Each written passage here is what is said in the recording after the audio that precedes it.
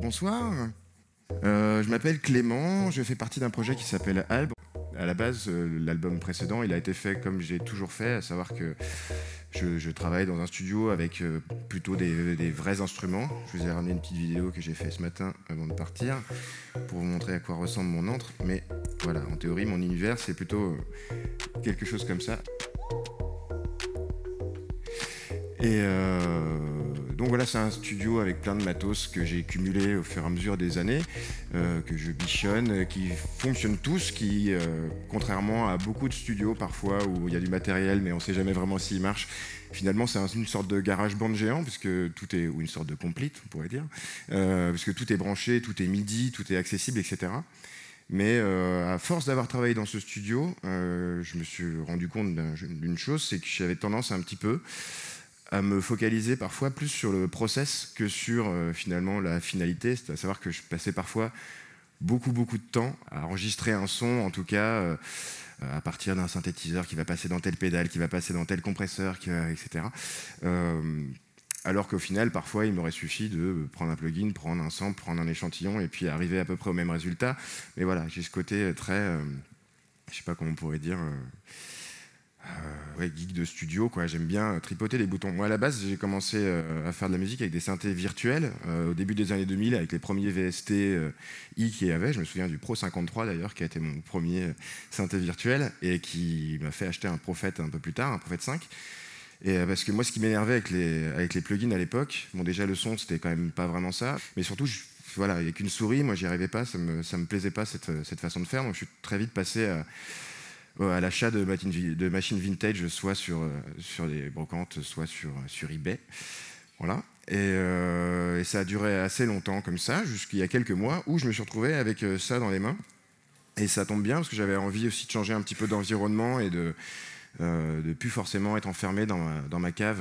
Et moi, quand j'ai installé ce truc-là la première fois, j'ai pas installé vraiment les banques de sons. J'ai commencé déjà à l'installer toute vide pour voir un peu ce qu'elle avait dans le ventre.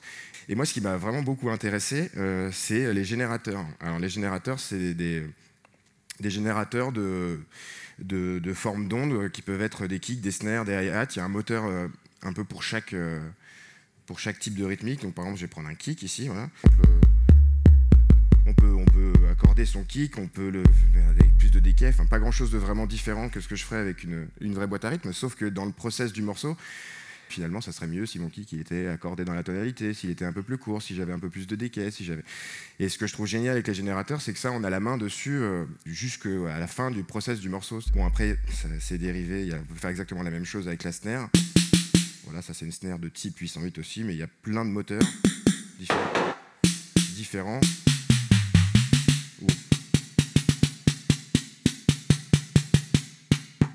Où on peut faire à peu près ce qu'on veut jusqu'à obtenir le son de boîte à rythme qu'on aime. Voilà. Donc je me suis fait un petit kit de base, oui, avec à peu près tous les éléments dont j'avais besoin pour faire un track. Et j'ai commencé à travailler avec ça. Ah oui, j'ai des petits sonars aussi. Les sonars, ils sont rigolos. Ça, c'est pareil, c'est juste des hi-hats, en fait, qui sont passés dans une reverb et un filtre. De base, par exemple, ça fait ça. Si je bypass. Voilà. C'est juste un espèce de noise de hi-hat que j'ai passé dans une reverb. Et j'ai mis un filtre avec une réseau à fond,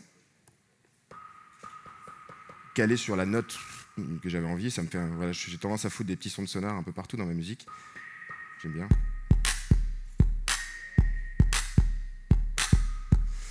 Voilà, donc je vais enregistrer un pattern, comme un peu de métronome.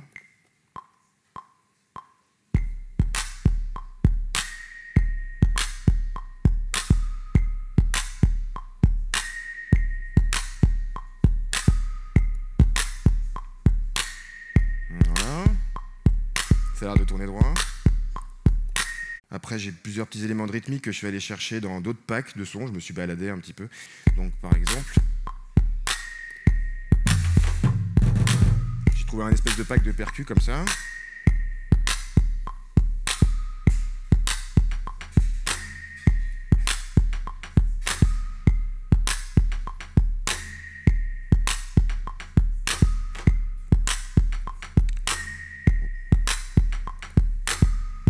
Donc voilà, on a ma rythmique de base avec lequel je vais pouvoir commencer à écrire une chanson, parce que j'ai un peu, c'est bizarre, mais j'ai souvent tendance à commencer par des rythmiques avant de me balader sur des accords.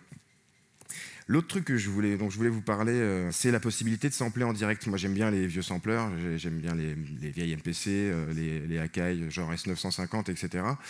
Et il y a toujours un côté fastidieux, il faut sortir les disquettes, etc. Et ce que je trouve super, c'est de pouvoir faire des petits échantillons tout simples. Et je vais vous montrer comment je fais en direct.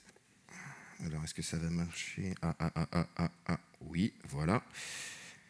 Donc je suis chez moi, comme ça, j'ai mon SM57, et par exemple...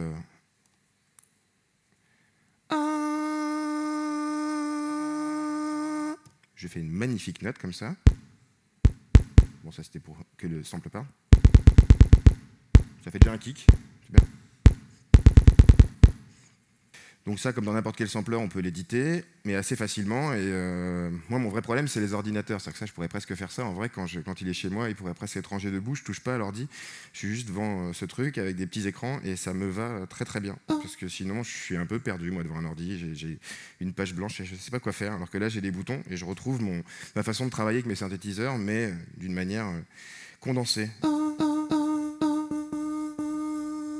Voilà, c'est magnifique.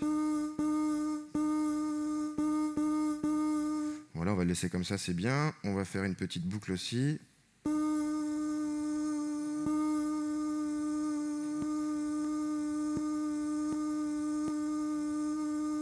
Avec un petit peu de fade, mais bon, ça c'est pareil, c'est le principe de base de tous les samplers. Et tout de suite, à partir de là,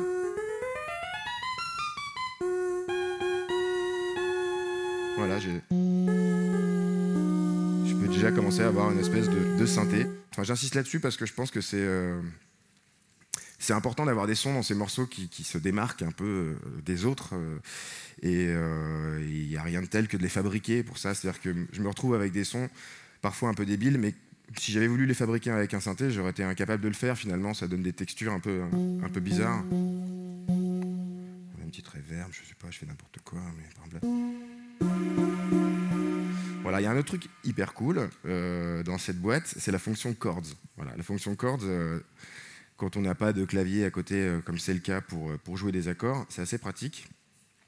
En plus de pouvoir choisir des gammes, on peut aussi choisir des sets d'accords qui existent déjà.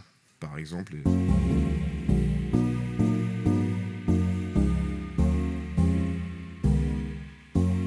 Voilà, c'est très biblique, ça j'aime beaucoup, on se croirait à l'église. Voilà, des majeurs, des mineurs, etc.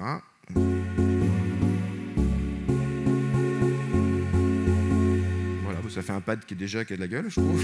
Mais je vous rappelle qu'au départ, nous sommes partis de... Voilà.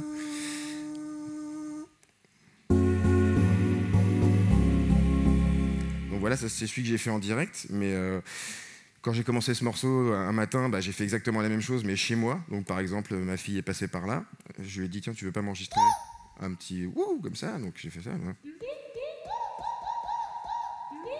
Donc, du coup, j'en ai fait un élément de rythmique supplémentaire, par exemple.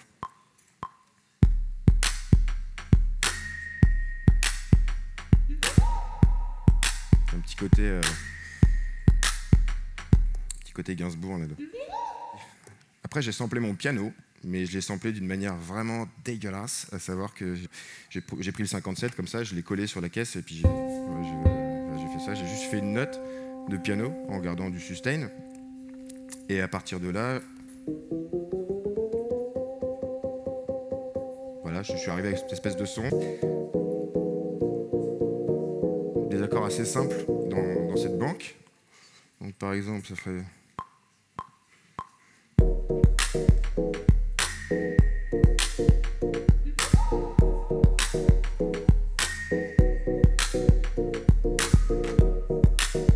Voilà, tout connement.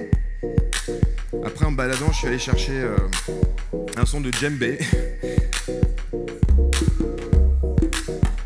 Sauf que je l'ai utilisé comme une basse finalement.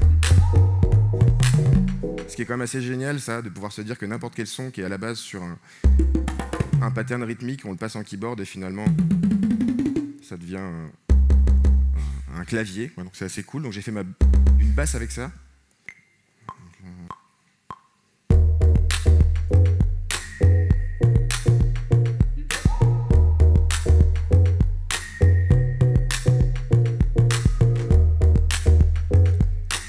donc là on commence déjà à avoir une base de genre de trucs où je vais pouvoir avoir des idées de paroles, des idées de chant.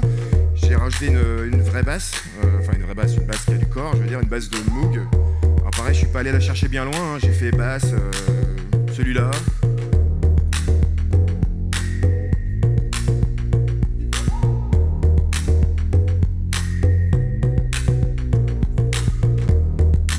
Voilà.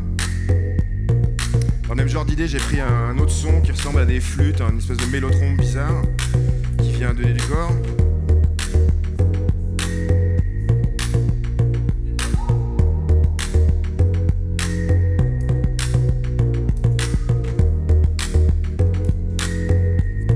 À partir de là, on a quasiment toute mon ossature principale pour fabriquer une chanson. Il manque des gimmicks, il manque des petites choses mélodiques. Donc je suis allé chercher une espèce de marimba.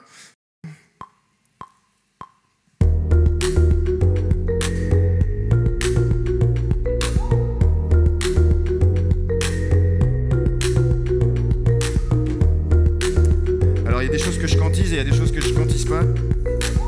Et c'est ça qui est cool, c'est-à-dire que moi quand je travaille avec un ordi, comme on voit tous ces carrés midi là, bout à bout, on a toujours tendance à vouloir les toucher, on a toujours tendance à vouloir bricoler dessus et les remettre droit, etc. Ce qui vient finalement casser le peu de choses qui restent d'humain dans tout ça. Mais pour le reste des éléments, comme les petits éléments mélodiques comme ça, j'essaie d'éviter de les recaler pour avoir une sorte de petit groove à moi, voilà. Ça ressemble à ça. Ensuite, j'ai samplé un bout de ma flûte traversière, parce que je me suis mis à la flûte traversière il n'y a pas longtemps, j'en joue extrêmement mal, mais en revanche, j'ai une flûte traversière, donc j'ai samplé un bout de ma flûte.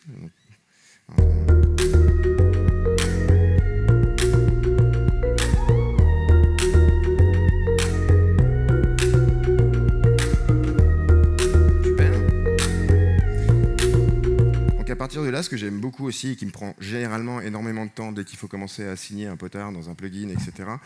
Là, c'est hyper simple, il suffit d'appuyer sur la touche automation, on touche les boutons et le paramètre est enregistré dans la boucle. Donc on peut par exemple se promener sur la reverb.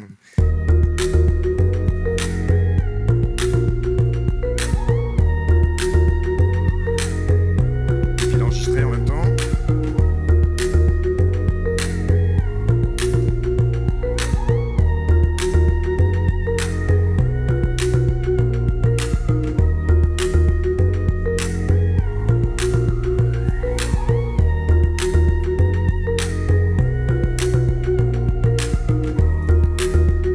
Rester ad vitam dans la boucle.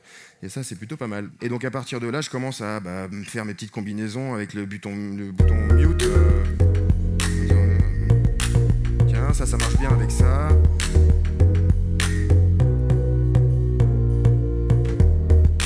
Et commencer un peu à m'imaginer à quoi va ressembler la chanson.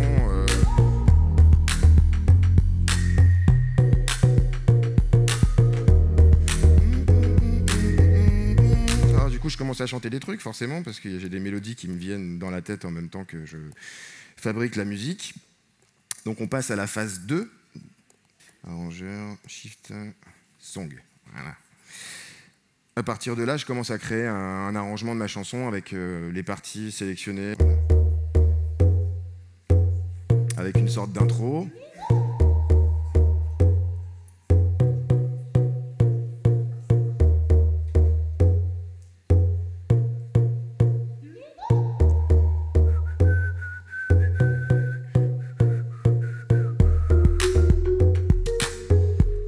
Du coup, ça ressemble à un genre de couplet avec un petit pont.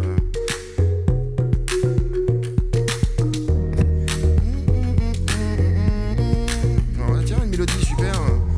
Et à partir de là, je commence à écrire une mélodie. Et puis, ça devient un couplet, un refrain, une chanson. Voilà. Et donc, cette chanson, une fois que j'ai enregistré l'instru, je vais au studio, ce que j'ai fait ce matin. Parce que j'étais un peu à la bourre. Et donc, j'ai enregistré une chanson à partir de ce morceau, qui risque probablement d'être un morceau de mon prochain album, qui a pour le moment la particularité d'être en français, ce qui n'est jamais arrivé. Donc, je n'ai jamais chanté en français devant personne, ni jamais fait écouter du français à personne. Donc, c'est une sorte de première. Mais après, rien ne sert de courir, c'est en vain.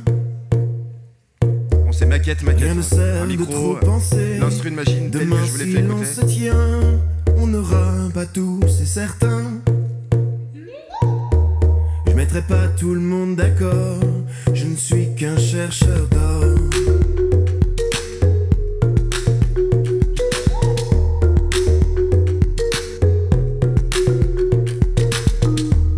Je rêvais de marcher sur la mer. Encore un peu d'effort, alter et gauche t'ignore. Tu voulais soigner les manières. Malgré toutes mes conquêtes, on peut se voir encore. Je suis pas nul autre pareil. Je ne joue pas à l'adulte, ne sais jamais quand me taire. Y a plus grand chose qui m'atteigne. Mais chaque fois que tu te ramènes, je retrouve mes dilemmes.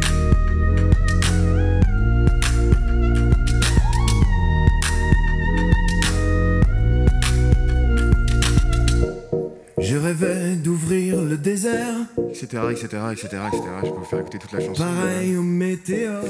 Voilà, voilà. Comment je fais une chanson. Merci. Alors, comme je suis quand même un peu un gogol de l'analogique et de tous ces trucs-là, j'allais quand même pas partir sans faire un petit démo avec les vieilles machines. La plupart de mes machines vintage sont midifiées, c'est-à-dire que elles sont toutes pilotables par un ordinateur alors qu'elles ne l'étaient pas à l'origine. Sauf que j'ai tendance à ne pas les utiliser en MIDI du tout, parce que ce qui est intéressant sur une 808, c'est même presque une hérésie de la midifier, c'est le séquenceur interne et le fait que ça bouge un peu tout seul quand tu séquences à l'intérieur.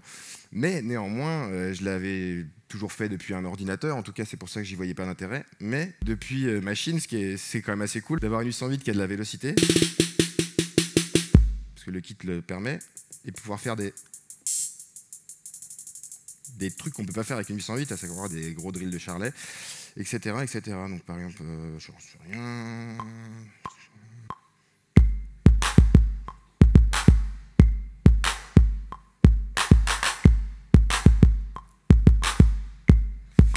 petit peu de Kessler...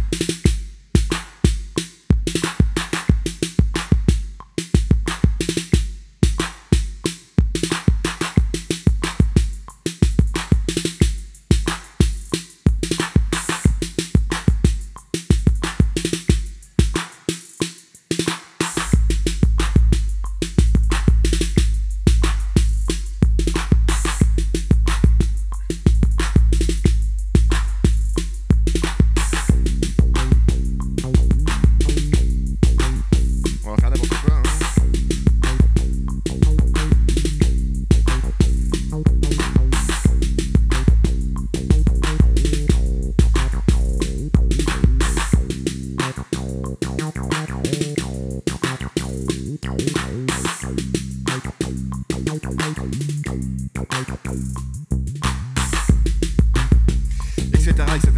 Enfin, voilà. C'était juste un petit exemple que l'air de rien, les deux générations communiquent très très bien, et c'est assez marrant d'avoir ça 808. Donc ça fonctionne aussi avec les vieilles machines, le tout communique très bien, on peut repasser des effets dessus, on peut l'enregistrer en direct et la sampler, en faire autre chose, etc. Voilà, en tout cas je m'amuse bien depuis 2-3 mois depuis que j'ai cette machine-là, et je pense que je vais continuer de travailler comme ça pendant un bon moment. Je vous remercie beaucoup.